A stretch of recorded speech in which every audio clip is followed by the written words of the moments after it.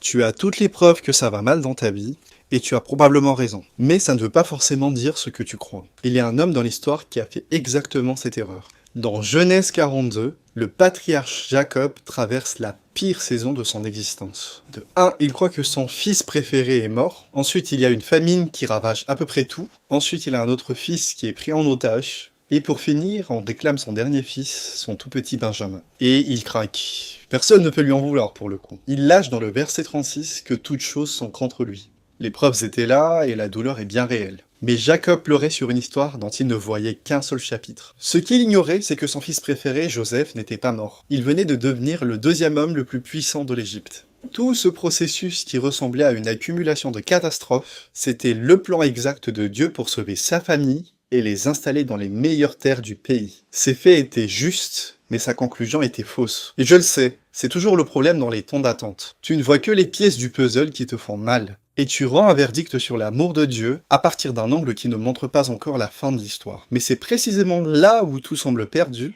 que la Bible déclare dans Romains que la grâce de Dieu surabonde. Ce que tu lis comme abondant, Dieu le lit comme une transition. Ce que tu appelles problème, Dieu l'appelle programme. Dieu ne t'a pas oublié.